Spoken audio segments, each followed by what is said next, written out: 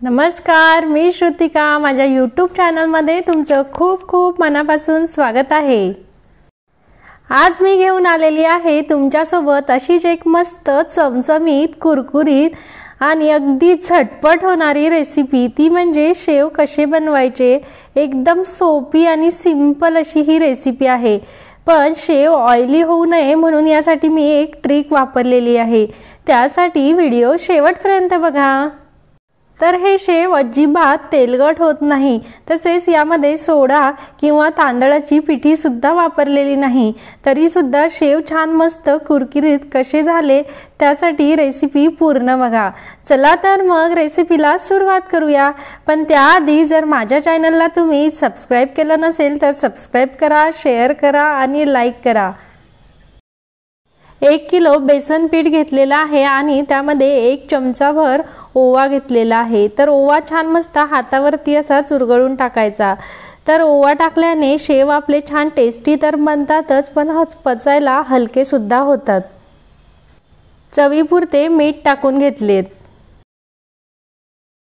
त्यानंतर चवीनुसार लाल मिरची पावडर टाकून घेतलेली आहे। तर तुम्ही कमी जास्त सुद्धा करू शकतात आणि तुम्हाला शेवांना छान रंग लाल येऊ द्यायचा असेल तर बेडगी मिरची सुद्धा इथे वापरू शकतात।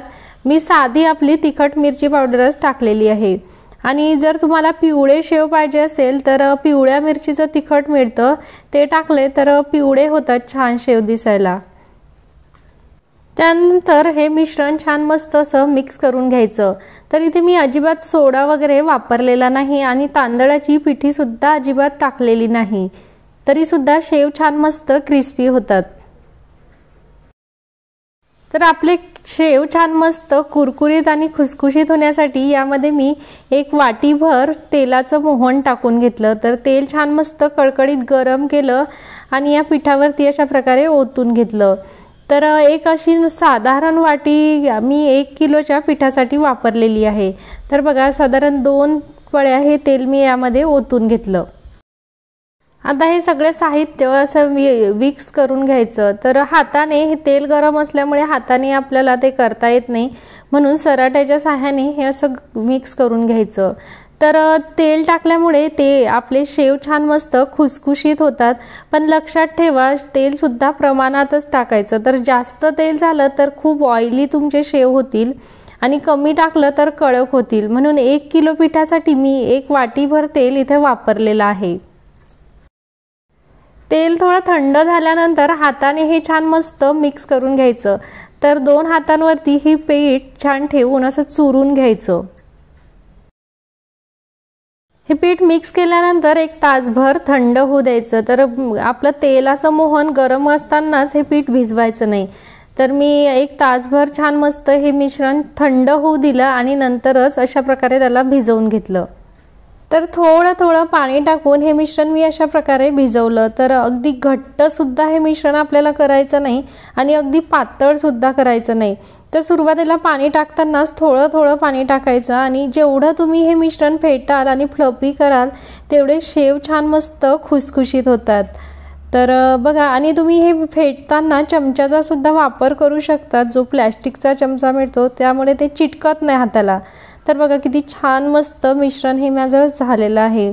तर बघा कन्सिस्टन्सी अशा प्रकारे मी त्या पिठाची ठेवलेली आहे। तर जास्त घट्ट सुद्धा नाही आणि भज्यांचं पीठ बनवतो त्यापेक्षा थोडंसं घट्ट, पण भज्यांच्या पिठा एवढं पातळ नाही आहे। तर मी कढईमध्ये तेल टाकून गॅसवरती तापत ठेवलेलं होतं आणि त्यानंतर हा माझा शेव बनवायचा साचा होता। तर त्याला मी आतून असं छान तेल लावून घेतलं, जेणेकरून मिश्रण त्याला चिटकत नाही।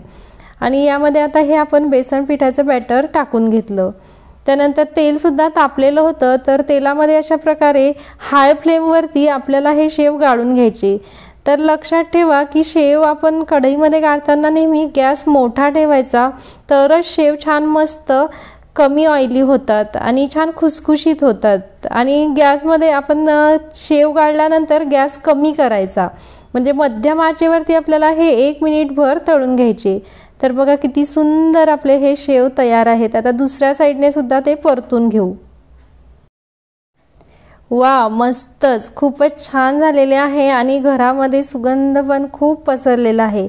तर तुम्ही बघितलं असेल तर अगदी झटपट आणि कमी साहित्यात होणारी ही रेसिपी आहे, कोणीही करू शकेल, लेडीज काय तर जेंट्स सुद्धा करू शकतील अशी ही रेसिपी आहे। तर तुम्ही सुद्धा नक्की ट्राय करा आणि तुम्हाला कुठल्या कुठल्या प्रकारच्या रेसिपी आवडतात बघायला ते मला कमेंटद्वारे नक्की कळवा।